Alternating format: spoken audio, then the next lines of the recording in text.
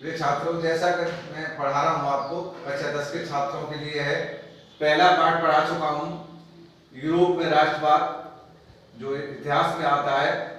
ये सामाजिक विज्ञान के 4 पाठ होते हैं। पहला हम ले चुके हैं, पहले का पहला पाठ। अब सेकंड आएगा आपका समकालीन भारत, जिसे भूगोल में ज्योग्राफी, इंग्लिश में बोलते हैं ज्योग्राफी, भूगोल। इसका पहला पाठ है संसाधन एवं विकास।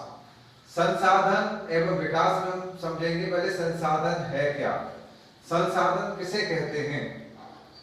हमारे पर्यावरण में प्रत्येक वस्तु, जो भी वस्तु हमारी जरूरतों को पूरा करती हो, जो हमारी आवश्यकताओं को पूरा करने में की जाती हैं, लेकिन प्रकृति ने मानव को प्राकृतिक उपहार के लिए निःशुल्क दी गई है, यानी प्रकृति जिनकी कोई कीमत नहीं लेती हमसे, उन्हें हम क्या कहते हैं? संसाधन। निःशुल्क उपहार में क्या आता है? जैसे 5 तत्व होते हैं हमारे जीवन में जीने के लिए, प्रकृति निःशुल्क, जैसे 5 तत्वों से हमारा शरीर बना हुआ है। 5 तत्व हैं मिट्टी, जल, वायु, सूर्य, पवन, ये आते हैं। इसमें आते हैं, जैसे हम लेते हैं प्राकृतिक संसाधन। प्राकृतिक संसाधन है क्या? जो प्रकृति से हमें मिले हुए उन्हें प्राकृतिक संसाधन कहते हैं। जिसमें आती हैं आपकी सैलें, जितनी सैलें होती हैं, चट्टानें होती हैं, मिट्टी भी इसी में आती है, मिट्टी आती है, पवन, जल, सूर्य, ताप, प्राकृतिक वन, जीव जंतु आदि, ये सभी प्राकृतिक संसाधनों में आते हैं। प्रकृति ने हमें इनको निःशुल्क उपहार में दिया हुआ है। ये हमें सब प्राकृतिक संसाधनों में आते हैं। दूसरा हमें एक पॉइंट आता है कि तो प्राकृतिक संसाधन हो गए, और दूसरा होता है मानवीय संसाधन। मानवीय संसाधन में किसी क्षेत्र में निवास करने वाली जनसंख्या, किसी क्षेत्र में मानव संसाधन को समझेंगे आप, किसी क्षेत्र में निवास करने वाली जनसंख्या।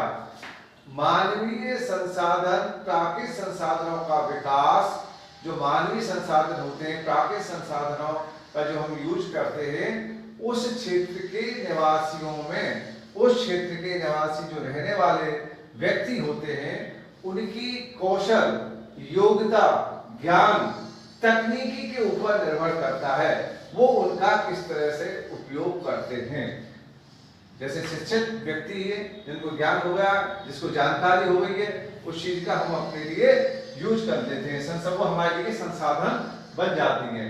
इसमें संसाधन के लिए सबको हमने वर्गीकरण में माने तो संसाधन एक होता, उत्पत्ति के आधार पर संसाधन मान लेते हैं। जैसे कि उत्पत्ति के आधार पर संसाधन, उत्पत्ति के आधार पर संसाधन 2 प्रकार के होते हैं, जैसे जैव संसाधन और अजैव संसाधन।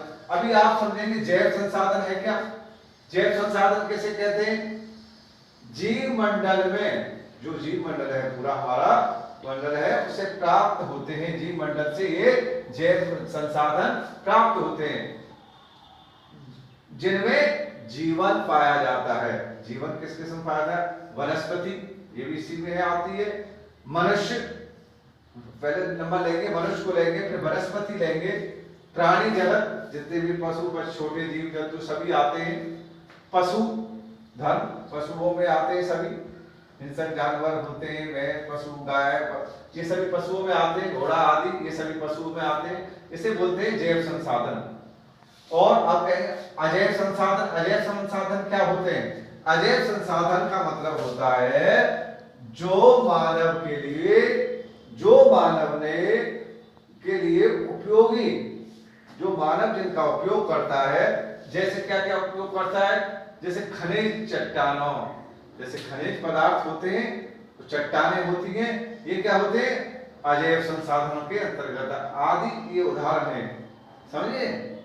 हम इसमें आगे खनिज और चट्टानें इसी में आती, इसी में आते हैं ये सारे। और इसके अंतर्गत आता है सभ्यता के आधार पर, इसमें सभ्यता के आधार पर लेंगे नवीनीकरण संसाधन। दूसरा होता है अनवीनीकरणीय संसाधन। नवीनीकरणीय संसाधन किसे कहते हैं? जैसे संसाधन जिन्हें भौतिक, रासायनिक, यांत्रिक प्रक्रियाओं द्वारा उत्पन्न पुनः प्राप्त किया जाता है। जैसे इसमें आते हैं क्रिया द्वारा उत्पन्न किया जाता है, इसमें आते हैं सौर, पवन, ऊर्जा, जल, वन या वन्य जीव, ये इसमें नवीनीकरण सब उसमें आते हैं। और ये आप समझिए नवीनीकरण किस किस में आते हैं? सौर, पवन, ऊर्जा, जल, वन या वन्य जीव ये आदि आते हैं। और नंबर दूसरा होता अनवीनीकरणीय संसाधन। ऐसे संसाधन जो जिनका हम एक बार उपयोग करने के बाद वो खत्म हो जाते हैं। जैसे जैसे हमने जिनका उपयोग किया एक बार वो खत्म हो गए। जिसमें क्या आता है आप बता देख समझेंगे। जैसे कोयला है, कोयला का हमने प्रयोग किया, एक बार उपयोग किया तो जैसे हीट भट्टी में दिया, इसके द्वारा हीट दी हमको, ऊष्मा उससे की, तो एक बार यूज किया और आपको उसका दोबारा हम यूज नहीं कर सकते हैं। और उसका एक उदाहरण है तेल, भी उसी का उदाहरण है। तेल होता है इसका ना, तेल भी इसके उदाहरण है। लेकिन ये चीजें क्या हैं? ये हमें प्राप्त कैसे हुई हैं? लाखों वर्षों बाद, जिनको बनने में लाखों वर्ष लग गए थे। जैसे वनस्पति, आपने सुना होगा वनस्पति कोहरा, वनस्पति जीव जंतु, वनस्पति इनके द्वारा ये दबे रहने के कारण ये प्राप्त हुई है बहुत लाखों वर्षों तक। इन्हें बनने में बहुत समय लगा है। इसके बाद हम आपको 4 पॉइंट देते हैं, 4 पॉइंट देते हैं। और मैं इसको नोट्स आपके लिए इसमें कंप्यूटर से टाइप करके भेज रहा हूं, इनको आज पढ़ेंगे। इसके बाद मैं आगे आपको पढ़ाता हूं।